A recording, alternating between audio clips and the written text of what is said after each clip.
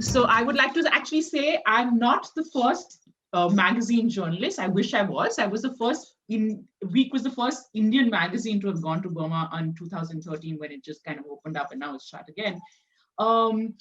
I think when I went, this was a story that sort of resonated and sort of was all around you. And you know, it was surprising that for I think 500,000 people, we never really knew this walk. It happened soon before partition. And it was really India's second partition, Bengal being the first. And now I'm going to go into the presentation. 1 second. So, okay, for most of us, we would probably know that iconic song, Piya Tu Ab To Aaja, and it's Helen's major song. And everybody's kind of wondering why we're really starting with Helen, right? Because Helen did it. She was probably the most famous Indian now, of course, who actually did this trek. She was all of 3. She doesn't talk about it very much, but she has an account, I think in 1964, and give me a chance to read it. She was one of how she sort of this walk. She does it, I think it takes them 9 months. She does it with her mother. Her younger brother is a toddler. Her mother miscarries. It is an event that shapes her life in a way, because later she narrates about each time, and she was only 3, remember, when there are sirens, her hand still shakes. So let me just read from what happened then. Okay, 1 second, just give me 1 sec. Yeah, that was the bombing of Rangoon, a city that really is more than just, you know, it always had incredible thing. I'm sorry, I'm just sort of trying to change something around, which is why I'm sounding a little distracted.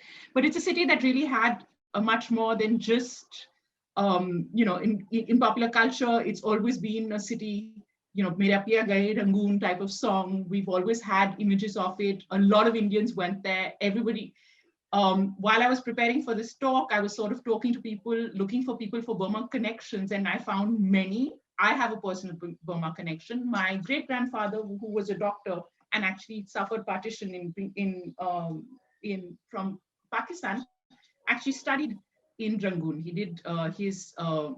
became a doctor in Rangoon. So lots of this thing. But let me read what Helen started off. What happened to Helen? It was a cold night in December. The year was 1941. Burma was being mercilessly bombed by Japanese.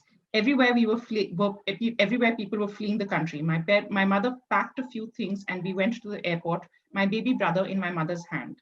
That night, the aerodrome was bombed. Frightened and nervous, we returned home. Life in Rangoon soon became unbearable for us. Father had been killed on the battlefront early in the war, and there was no one to take care of us. Besides, life was insecure in the war-stricken city. When friends decided to come over to India with their family, mother decided to join them. Then from Upper Burma began a long, grueling trek to Assam. Okay. I was only 3 years old at that time, but I was to hear that torturous journey often from my mother. Her mother talks about walking through wilderness, hundreds of villagers surviving on the generosity of people because they had no money. There was no food. There were very few clothes. She talks about meeting British officers who provided them transport, found them refuge, treated our blistered feet and bruised bodies, and fed us. By the time they reached Dibrugarh, they were only stick and bones, and it took them 2 months in a hospital in Dibrugarh to recover. Meanwhile, her brother gets smallpox and he dies. Now, this is not the only story. Helen is probably the most iconic Indian who she was Anglo-Burmese, who walked this, but this part of Indian history kind of has been forgotten. It's a story that very few people remained to tell, and it is a story that probably needs to be told. Even within British accounts, if you see, there are very few people who've written diaries. There are very few stories about how people walked across. It took 9 months. The terrain was treacherous. People died of cholera, malaria. They died of exhaustion. If you look at the Anglo-Burmese diaries, the library, you will find that there are many who took this. You will find many families who's just abandoned their children because they were too tired. And this was the British, right? So they had a better walk than India, but okay. So these are pictures that you'll see. This is Rangoon, Indians fleeing. The bombing started in 1941. The British at that point of time had only about 800 British soldiers in. They never believed that the Japanese would actually come to Burma. Okay, so now the question is that, of course, there was Japanese bombardment. It started in 1941, and I mean, the Japanese came in 1941. They start bombing Rangoon from the 23rd of December and the 25th of December. And that's when everybody flees. So the question really is that why did Indians really leave? And why did this actually happen? In the sense that, of course, there was the threat of the Japanese on the doorstep, but it was a little more than that. And that brings me to this man. This man is famously Aung San Suu Kyi's father. And if you see on the next slide, right next to there, if this is an NLD office in 2013, where you will see Aung San Suu Kyi and her father displayed everywhere. He was the reason for Burmese independence. So let me just sort of create and tell you what Burma was like at that point of time.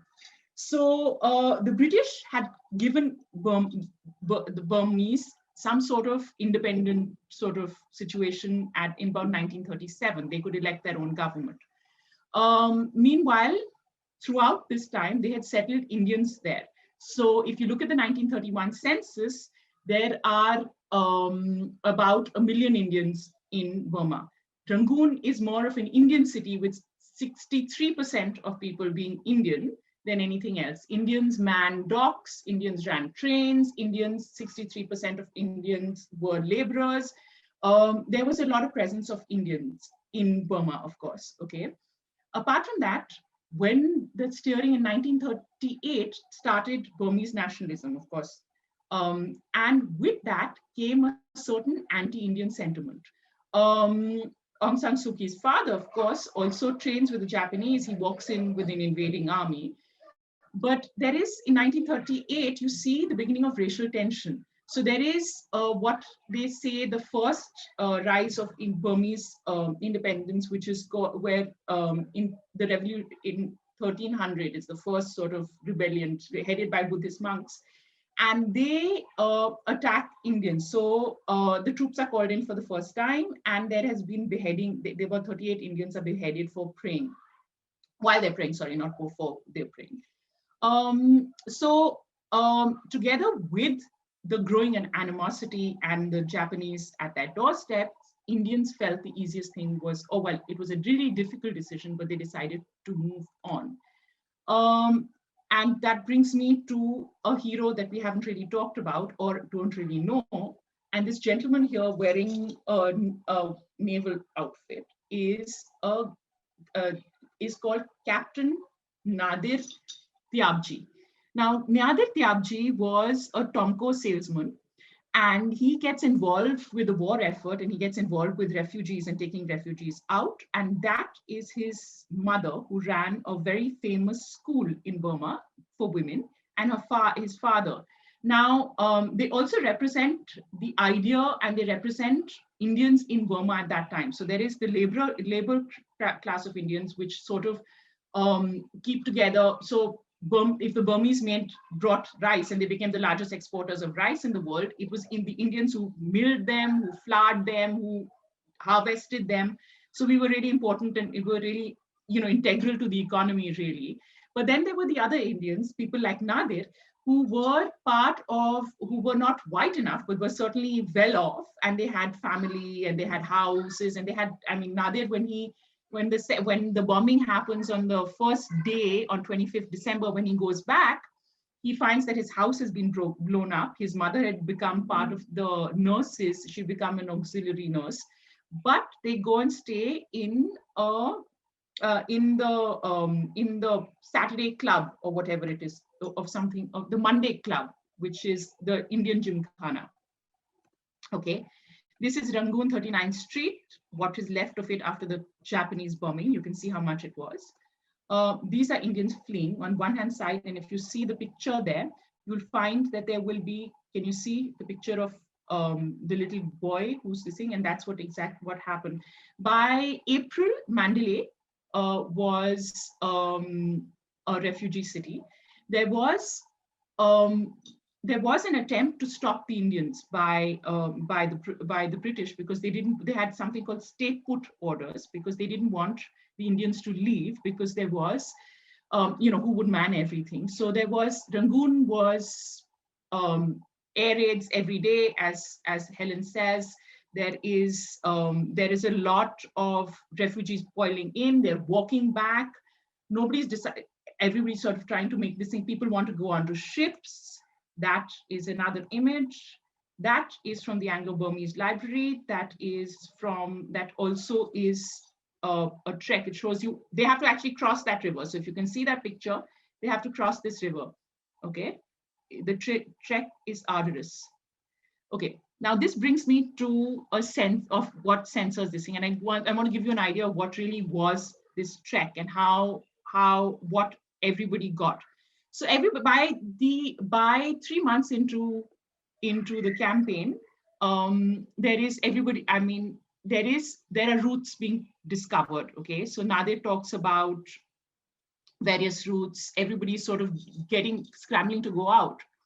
And if you look at this is a letter that is a censored letter, which tells you the 3 routes there are. There is a white route, there is an Indian route, and the Indians are not allowed, of course, on the white routes. The Anglo-Burmese are also not allowed on the first route. So there is it is the easiest route, of course, to go. I mean, even though that is arduous, but it's not. So there is the route number 1. So this letter is a letter which has been written by somebody who is an Indian, who is a well-off Indian, and he writes to his sister and he says, "Herewith latest information as regards of the government scheme for evacuating Indians." Throughout this time, there is a growing concern about how Indians are being treated and how they're being discriminated against the government. Even though there is an attempt, and Nadir is running, trying to get Indian refugees some sort of food and things like that. And I want to tell you how much food is available there. 1 second. Let me just read you a passage, if I could. Okay. 1 second. Okay, so in this letter, I think they have 1 second. Yeah, just give me a sec. Okay. So this is February in Mandalay. Okay, the food stock, rice and salt, was totally inadequate in terms of reserve. Each camp was meant to accommodate 40,000 refugees, and it had been agreed that each man, woman, child above 6 would receive a cigarette tin full of rice per day, together with tablespoonful of salt, firewood, etc. would have to be collected by the refugees. They reduced the problem by 3 to 4 or more families pooling their resources in order to economize on the expenses. By March, Mandalay was a refugee camp. Okay, as if this was not enough, riots erupted in the heart of the city between the Chinese and the Burmese. Okay, my estimate of casualty, as reported by the government of India, was that approximately 600 people were killed and over 3,000 people injured. The daily casualty, this is not because of the riots, of the deaths fluctuate between 100 to 300, and the disposal of corpses is becoming a serious problem. Okay, in April they started bombing Mandalay. Okay, and I want to read out and this thing a bit. Okay, since I had only my rucksack to carry, I managed to maintain, this is all Nadir, maintain a steady 20 to 25 miles per hour, starting at 5:30 in the morning, reaching a camp conveniently situated at around 4 o'clock. Okay, the dry, hot summer of northern Burma was beginning to impose its will on the ill-fed and tired of columns of men, women, and children, many of them who had already were in the grip of cholera and fading away by the hour due to dehydration. The trek turned out to be the most harrowing experiences of my life. And this was a man who had all the help of the British government. Only a few of the trekkers managed to cover the daily quota of 20 miles to reach the next camp. The vast majority could barely complete 7 to 10 miles per day and subsisted on rations carefully saved from previous camps. Okay, the parents carried their young children in addition to loads of belonging which they had to carry. Okay, many were afflicted with cholera. Okay, and all I could do was to see them break away from the columns, stagger or crawl to the water holes at varying distances from one track, take a few sips of water, of the already fouled up water, and collapse, never to get up again. Okay, it was traumatic to see each dozen of bodies around water holes. So this was the kind um, of scenes that everybody encountered daily. Okay, and this is, as I mentioned, this was a letter which a very well-meaning Indian writes to his sister saying that you're a high-class Indian, so you can get onto this. There you can see it tells you how long this is the trek that the map they give to Indians to walk to across. Okay, by May the monsoons come in. Okay, there are narrations about people who have no shoes. They walk with their blistered feet across. This is what the Anglo Indians could take on the trek without any information. Yeah, can you see? Okay, now I want to play um, that I want to play what I want to give you an idea. We were entering this village called Shimbuyang, which is the last village before the mountain climb, and saw this what looked like a sheet, a shroud of some description, white, and I walked past it, and as I walked past it, the whole thing just rose through the air like that, and they were butterflies, they were white butterflies, and they were actually feasting on the corpse of this Indian man who had died. And then as we walked away, the butterflies came back and resettled on the corpse again. And I thought that was just a fitting end to somebody that's died, that's covered over by the butterflies. Colin McPhedran, whose story of escape. Okay, 1 second. So, okay, this is one of the most famous images of this, and now he's going to tell you he's March. I think it took about 3 months for the Japanese to advance north from their southern bases. That's Rangoon. After they'd captured Rangoon, they started to move north towards Memio. But my mother still had faith, in the British, and she kept saying, they will be driven back. Not to worry, we'll be right. It was pretty safe where we are now. But when they reached about 100 miles south of our township, I think she realized it was time that we moved on. And during that period, she was in touch with her relatives. Now, her cousin was the puppet premier under the Japanese occupation of Burma, a fellow called Dr. Barmore, very influential man. And he assured her that he would look after the family if anything happened. If the Japanese had overrun the country and the British were driven out, he said, I will look after you, stay where you are. But my mother could not. No, she said no, she couldn't stay there because my sister was 17 years old, and she'd heard so much about the atrocities and the rape and what have you that went on with occupying armies, and she thought, no, the best thing she could do was to seek a safe haven. So she went north. We traveled north, 400 miles north to the Chinese border, thinking that the Japanese would never go that far. But of course they did. And it reached a point where we had to move again. And then it was then that we made a decision to walk into India.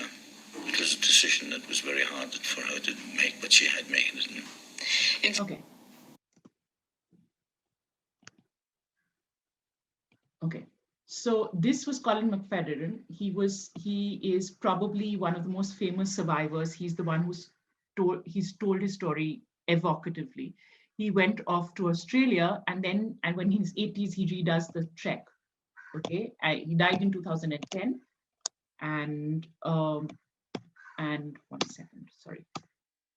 Okay, now I wanted to give you he talks about a camp, and I wanted to give you an idea about what happens in a refugee camp.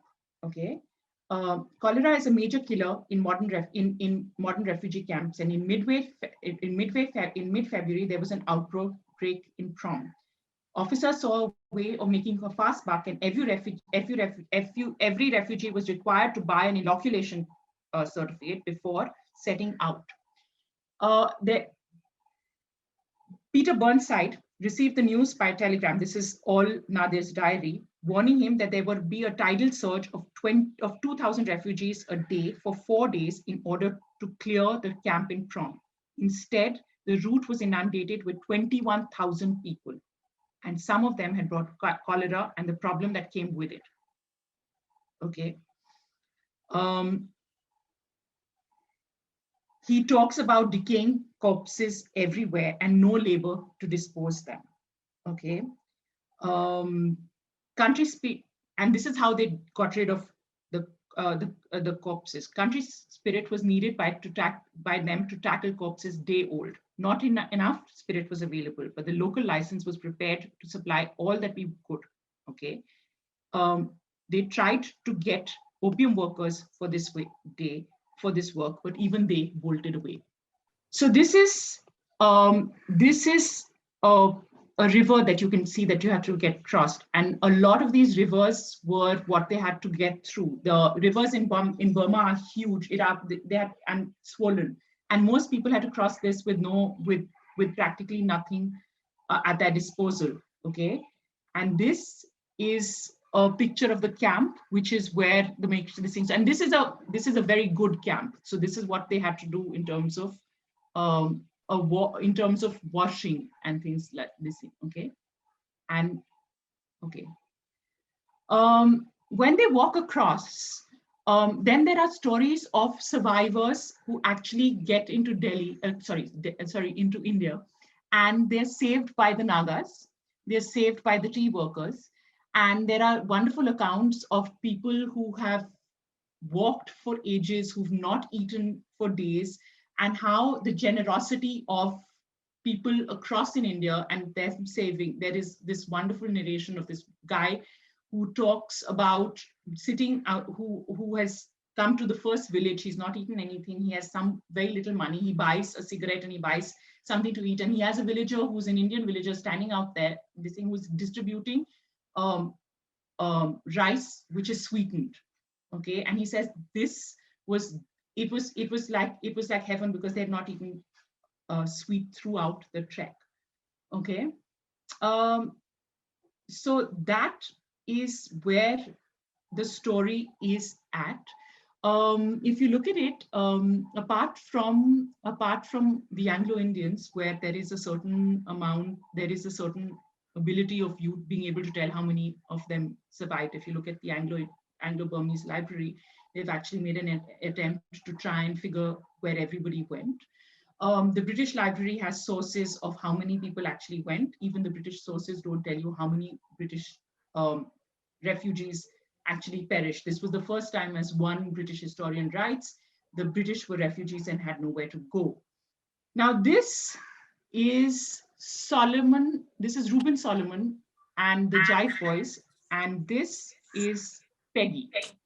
The jazz scene really picked up in India post the Burmese this thing. So they used to perform at the Grand Hotel, and if you want, I just want to tell you what they used to do. They performed here, and they performed.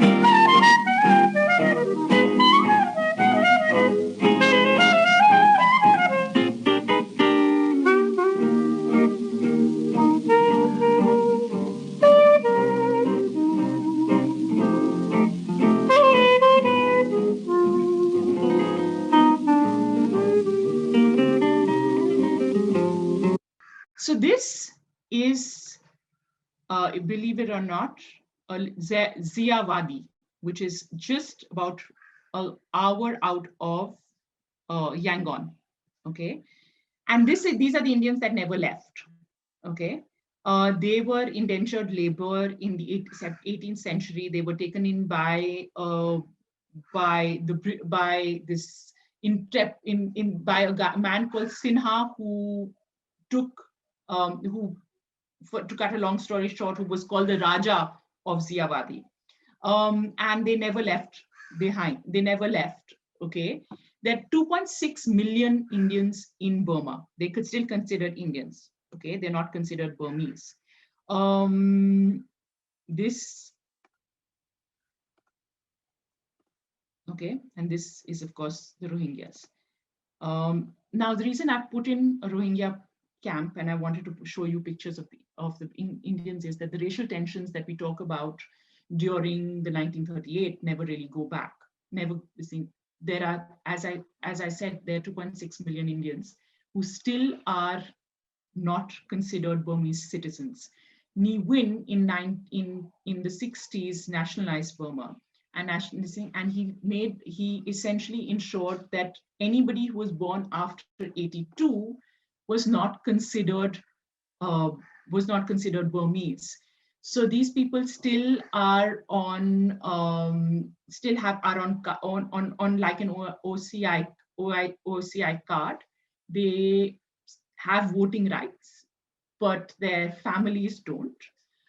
Essentially, they're second-class citizens, and even so today, while Burma is sort of up in ferment and looking for democracy, I'm not sure the fate of Indians is going to change very much. Now, yeah, so that's where we are. We can go to the questions then. Yeah. So you mentioned 2.6 million Indian origin people still in Burma. Yeah. Can you tell us a little more about what you saw when you went there after 2013? Their socio-economic status, etc. So, so the thing is, migration, of course, started in the early 1800s, right? And then after the World War, okay, very few Indians are left. Okay, there are very much of the top class is left. Okay, because after 62 they nationalize everything. So there is some bit of Indians, but most of the Indians are labor or lower class Indians, right? This thing now, of course, there are many more Indians who've come in, at least did before the coup happened, who had come in as executives of multinational companies, right? But essentially, for most Indians living in Burma at the moment, they speak a mixture of Bhojpuri. If you look at Ziyawadi, where it's 18th century, hasn't moved very much. They have Burmese names. Buddha is, if you see the slide there, you can see Buddha is part of their pantheon. But yet their children many of them have never been to India, but they still believe that they're Indian. They've never stepped out, women have not stepped out of their houses. They have very little interaction with the Burmese world or, Myanmar as it is. But they have, and many of them have Burmese names, but their children continue to live in India, but while living in Burma, if you know what I mean. Okay, so they don't have very much of this thing, but there's an attempt by the Indian government to try and get them red cards, which is the coveted card that you want when you want to be in Burma. But most of them are still not full citizens. Okay, so what happened was that even now, if you look at it, Burma is a bit like a tapestry of ethnic minorities of this thing. So you have the Shans, you have the Kachans, you have the Waz, you have the Burmans who are right on top, and democracy and everything is essentially for the Burmans. Okay, so peace still hasn't happened in Burma, even within the ethnic minorities, if you say. So the Rohingyas and the Indians and even the Chinese are still second-class citizens. Sorry. Okay. Yes. Why I feel that it's important and why the thread this still continues is that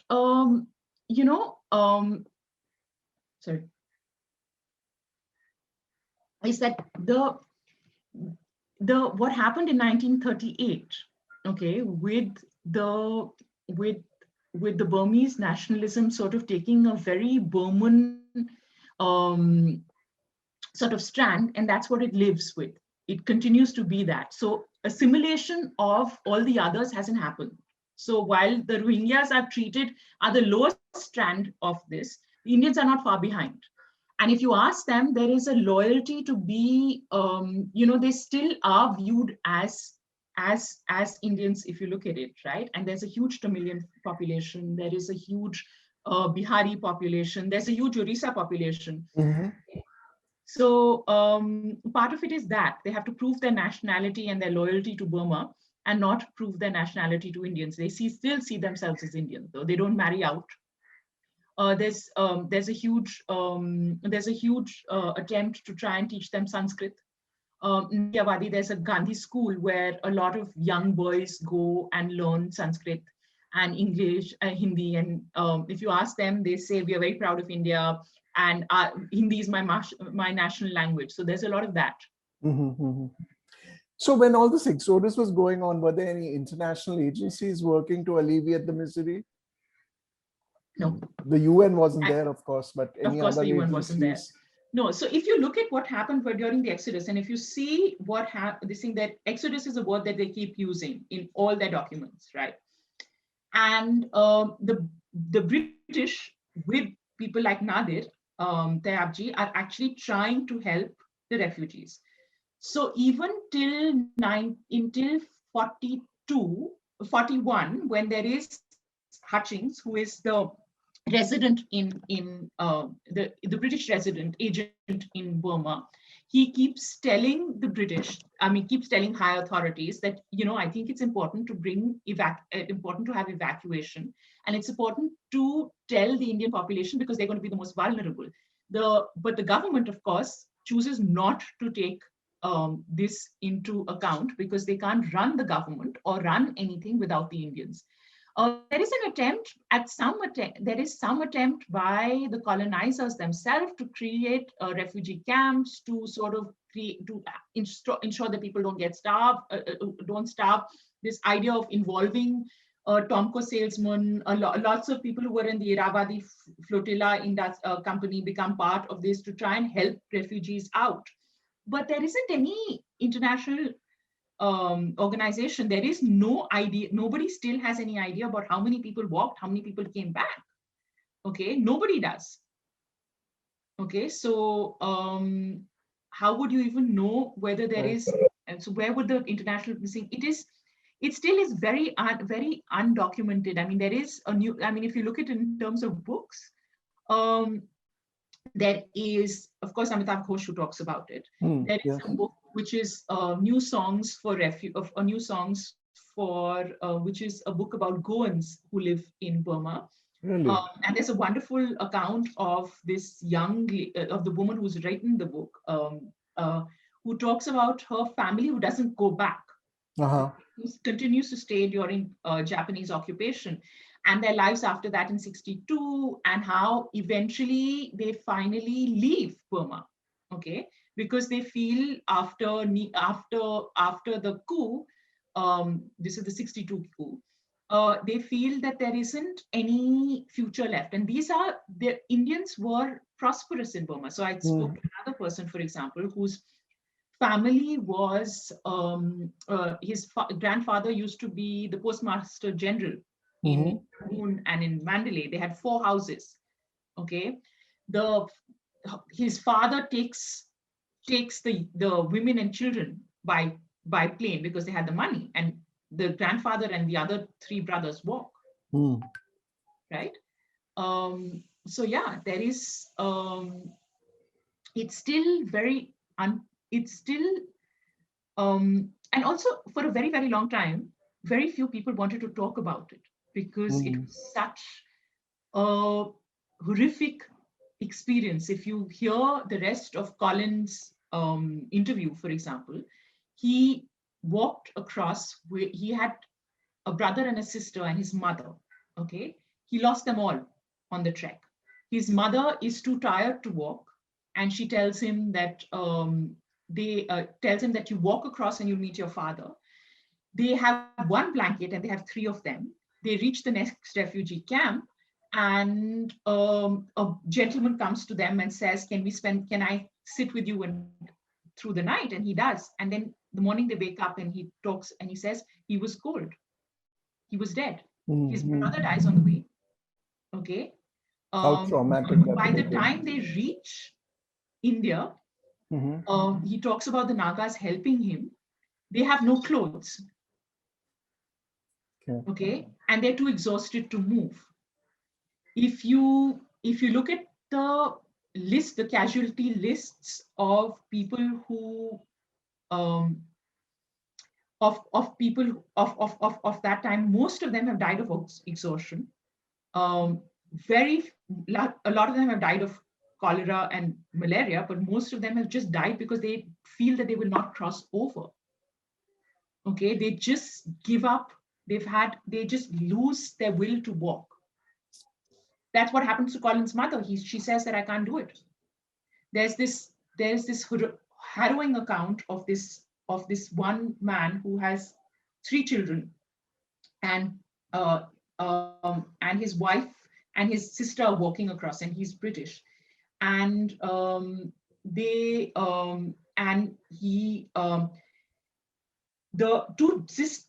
two daughters give up at just about 20 miles before they come to India. Okay, and the rest of the party tries to tell them to come on, and they say, I'm so sorry, we can't go. And then they reach and they meet this man, and who says, where are my children? And they try and point down to the they say that we tried, but the girls wouldn't come. He loses everything. So we've talked extensively about the land route. Why were the sea route to Calcutta not taken? So there was a sea route to Calcutta. There were boats, but you had to have the money. There is a description of the boats itself. They tell you that, for example, that the Indians, how many people they see, but at some point of time the boat stopped. So there was bombing. They stopped the flotilla. They stopped the boats. Okay, are there any stories about the Burmese army joining the Japanese forces against UK? So even Aung San Suu Kyi's father actually does walk in with the invading army. Mm-hmm. So there is a lot of that. There is a lot of Asians for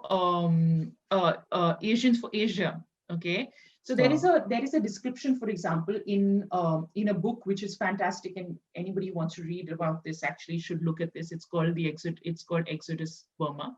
It's by a woman called Felicity Goodhall. Her father had this experience, and she talks about this incident where there is a boat, and the British have come to a refugee camp, and they talk about the Japanese being really good to all the Indians and the Burmese because they want to turn the Indians and the Burmese against the British because it's Asia for Asians. But those are only stories through, and you have to remember that when this whole trek is happening, there's also the same time these people are also following the same route as the army. Mm-hmm. So when they're coming back, all the refugees from Rangoon or Mandalay, they're also doing the same thing. When the war breaks out, there are only 800 British soldiers in Burma.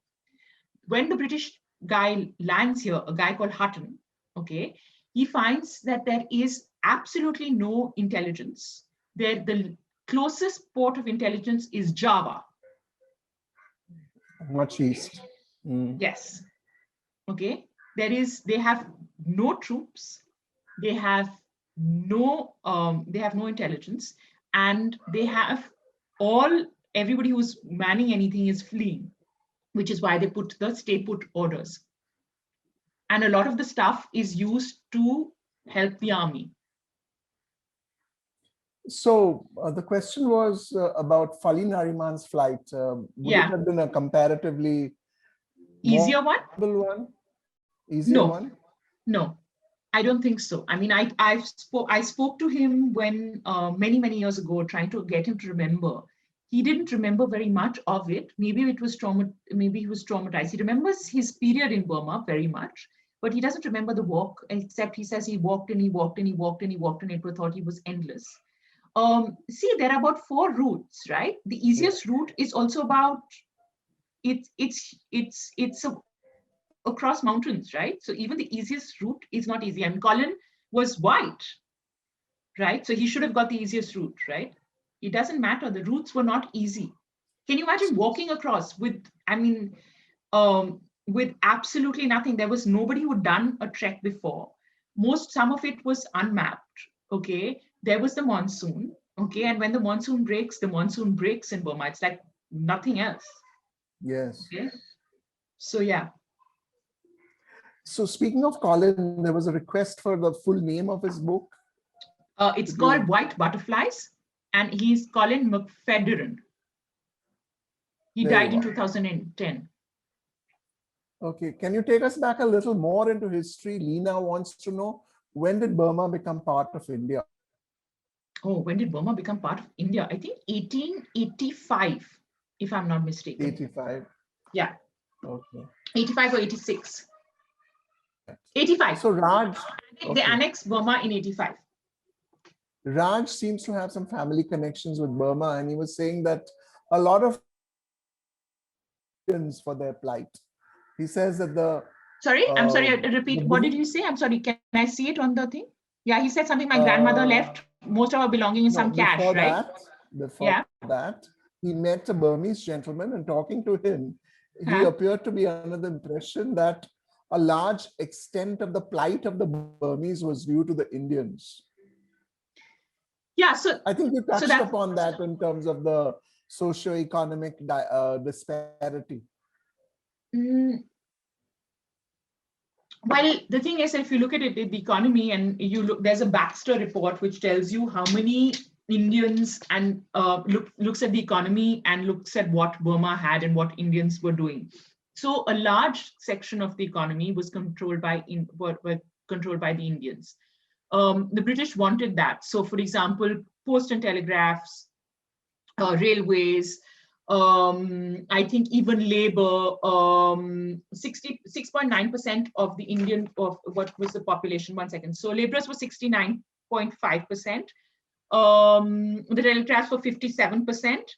There were 26% of Indians in the food industry.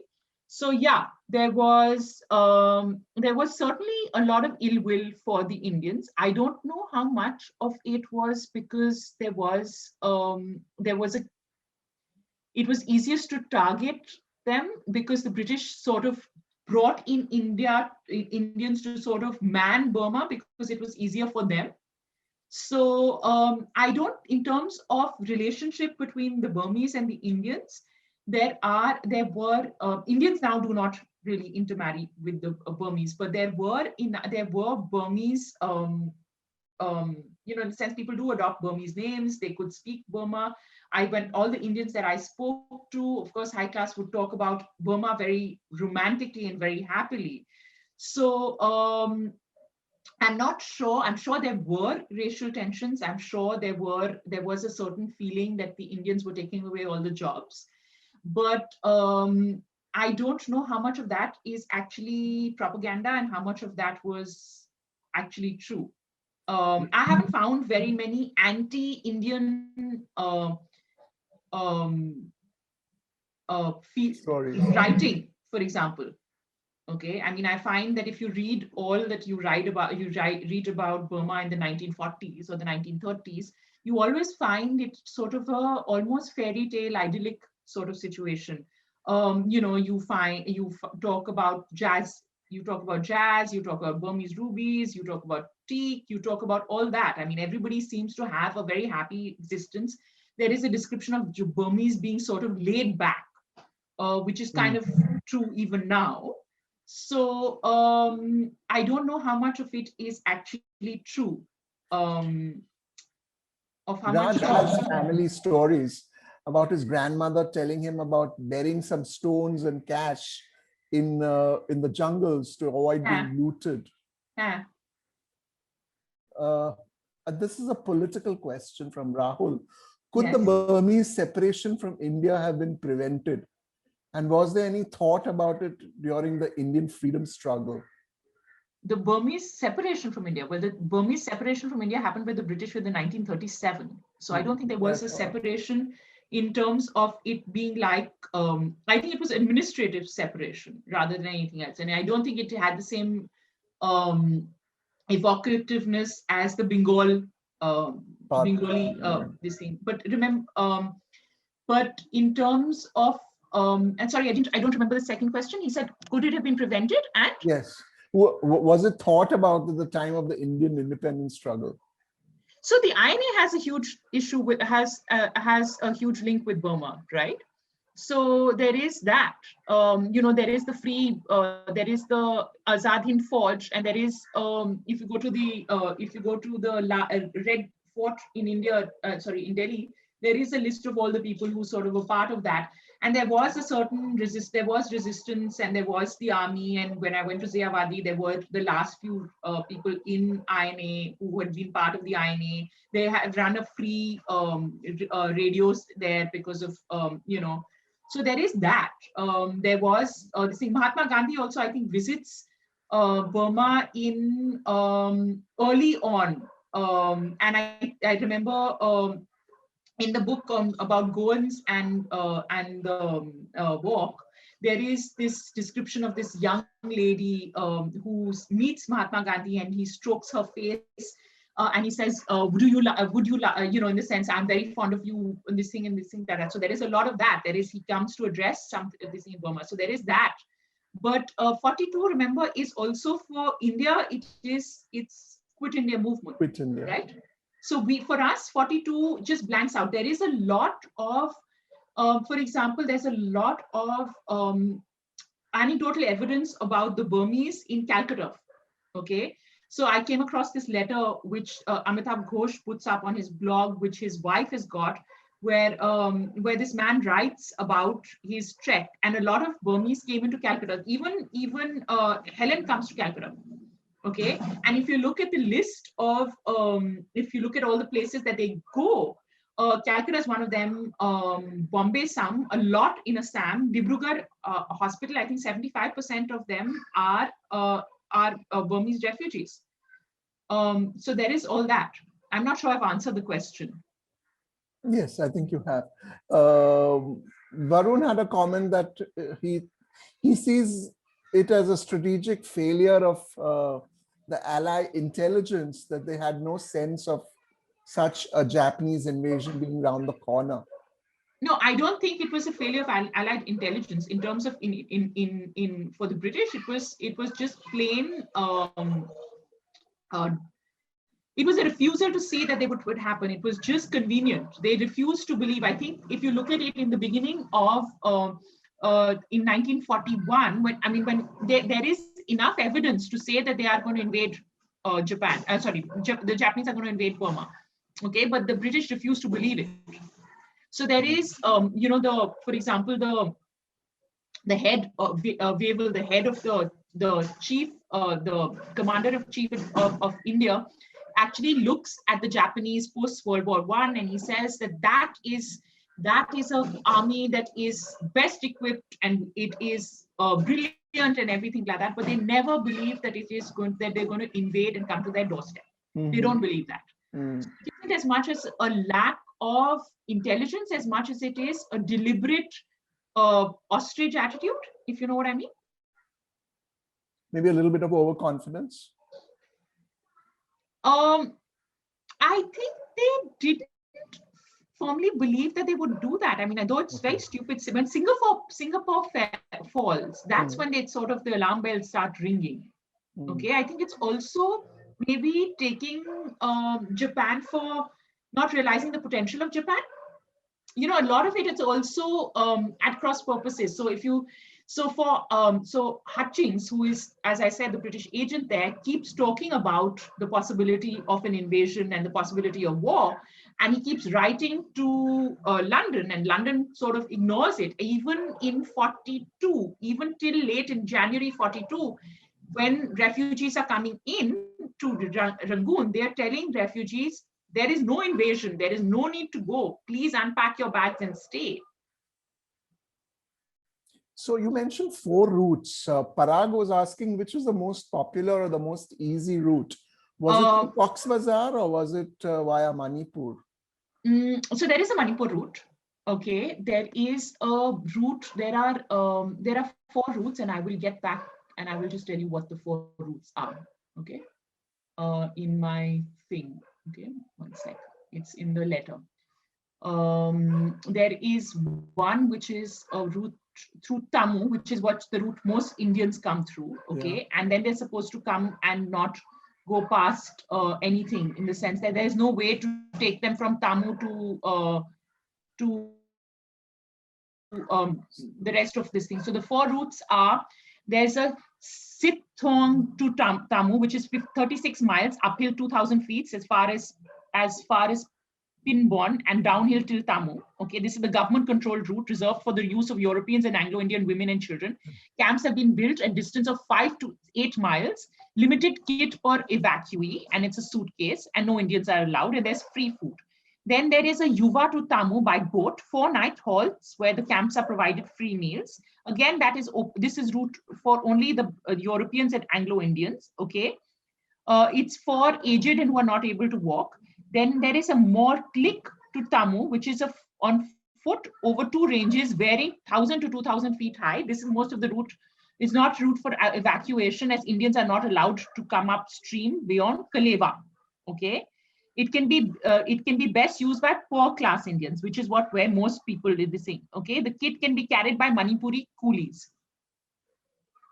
Okay, and then is the Tamu to Palel route. This is the route which lies in Manipur.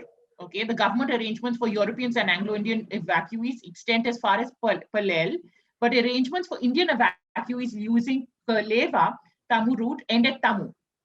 Okay, Tamu to Palel section traverses hills and places 4,000 feet high. Okay, and then there's Palel to Dimapur. Not related to the exodus which you spoke about, but Varun wants to know, what was the route through which the INA entered Nagaland? Would that have been anywhere close to this route? I wouldn't know. I'm sorry, I don't know how the INA entered Nagaland. You keep on mentioning the Anglo-Burmese library. Is it a physical library or it's a... No, Anglo-Burmese library is a virtual library. I don't think there's any physical library left at the moment. Exactly. Yes, the Sithwe, this thing, which is the so this is, I'm answering the question on Sithwe. Yes, that is the route. We're supposed to do some route which the Indian government. So I don't think it was. I don't think the Sithwe Palel route was used ever. No, I don't think Sithwe was used to get out people. No. I'm answering Parag's question. Yeah, got it. So when you were in Burma, did you get a chance to see the final resting place of Bahadur Shah Zafar? Yes, I do. I have. I did, and I actually had pictures. I wish I found my Burma pictures only tonight, a few hours before this talk. Everything else was archival. I had misplaced them. So yes, I did go to Bahadur Shah Zafar's grave. It's almost opposite the Shwedagon Pagoda. It's deeply depressing because it says Red Fort, strangely. It is, so for a man who had, who was a poet and who sort of longed for India, it's very much an atmospheric place. It's got now tiles. It's underground in the sense there is a, you have to go down a few steps and you see this grave. It's got bathroom tiles all over it. It's deeply, for anybody who has a sense of history and has seen Zafar and seen Zafar Mahal and things like that, it's heartbreaking that's where he is. So yeah, I did. There's an attempt to bring him back, but I don't know. Yeah. Did you meet any of the Goans that you talked about? No, the Goans I didn't. The Goans I think have all left. The Goans existed, and I really recommend the New Songs for Survivors, which is a book with this thing. So I mean, even in that, for example, Jerry Pinto talks about his grandfather, and his grandfather is supposed to have had black hair, and by the time he makes it across, he's white. And his mother, he talks about in M in the Big Whom, he talks about his mother and the loss of a piano, and a lot of it is felt like that. So his mother, there's a beautiful poem that he does about his mother and how, actually, maybe I should be saying about essentially what it's like to leave everything. So it's time to leave your sugared candy. It's time to move on, and this thing that's what his grandmother says. So no, I don't think there are very many Goans left in Burma anymore. And But the there were, other, I didn't come across them. and the other Burma-India connection, King Thibaw, Yes, of course. did you, how, how is he looked on in today's day and age, in today's Burma? Well, if you go to Mandalay and you see the palace, it's again, it's disappointing. It's not like anything you've seen or read about in the Glass Palace. He's,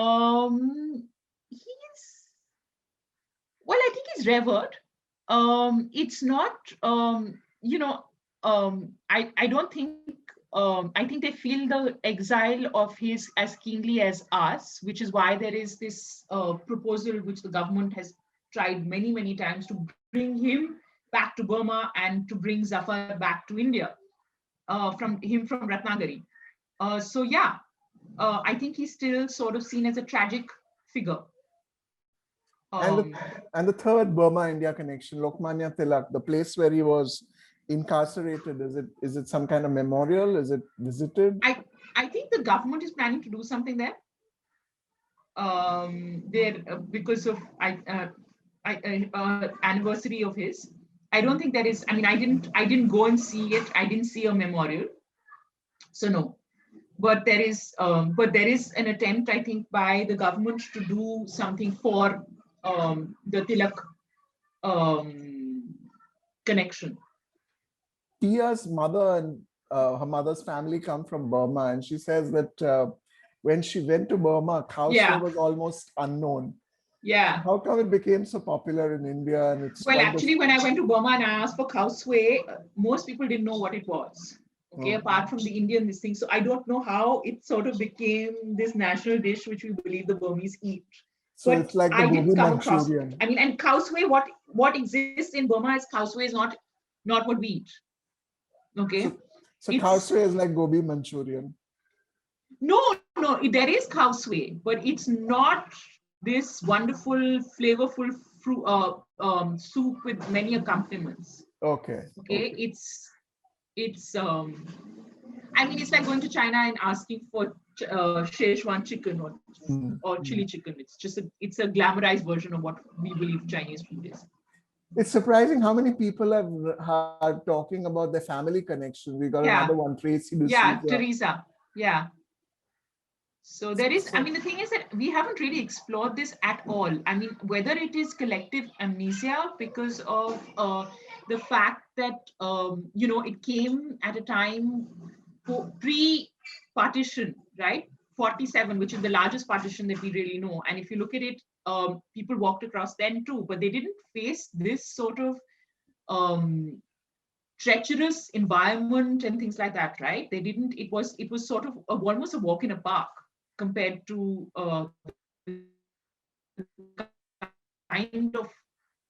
kind of a walk that you had to do with 42. And you do feel it as keenly, partition has become, at least 47 is such a integral part of our culture, of our popular culture. You feel the loss so keenly, but in Burma, you don't really see that. If you go back even now, you will find, in the sort of South Asian version of evacuee properties, right? In Burma, you see there are still these beautiful, gorgeous houses which belong to Indians and were nationalized in 62 and nobody lives there. But you don't see the, it's not the same. I don't know where the story is gone. I mean, why we haven't talked about 42 and the trek as much, it's a mystery. It really is. So, I mean, also it's this thing. So when I went to Burma, I went to a store, and this is what I want to talk about. So I came across this lady who I bought. She's Indian, and obviously this was a matrimonial photograph. But you find that, and the photographer was Sandhya Arts, and it was in Fraser Street in Rangoon. But now there is nothing like this there. I mean, so, in the sense that wherever you go, there is this certain imprint and this the stamp of India. If you see even in terms of food, if you go to Mandalay, the astrologers for the king's court came from India. You can even go there. There's a whole astrologers colony, and they will look at your hand and the same thing. But yeah, we kind of not really either documented it or talked about it enough, or this thing. And even all the accounts that exist are either British accounts or Anglo-Burmese accounts, and even those are very few. I mean, while I was looking at various things, you find very few women accounts, for example. Okay, you find that there was. I mean, I came across a diary of a 13-year-old who would this thing, and she talks about it. And if you hear what Collins says, even there, he talks about an 11-year-old. He's 11 when he does this trek, and he talks about it being an adventure, and he doesn't realize the gravity of what is happening, right? And so you see a 13-year-old girl, you see that a lot of women had, there's another account of somebody who has a child, British, and he walks across with his child, and he's hoping this child is sort of really ill, and you hear the wife wants to take him on, and then there's a diary of the father who says that I don't think we can, because we are going to be left behind with it. So there are harrowing accounts of people leaving their children and walking across, and just leaving them and not burying them, or just this thing, or people who who mark their grave themselves with a stick and a cross and just lie down to die. Tragic. I think we've reached the end of our questions, Mandira. Thank you so much for a very, very interesting evening. You've mixed socio-cultural things with politics and given us a real close-up of affairs as they stood at that point in time. Thank you so much. Thank you. I'm sorry about my slideshow, but thanks. No. Thank you, everybody, for attending, and do attend as many future talks as you possibly can.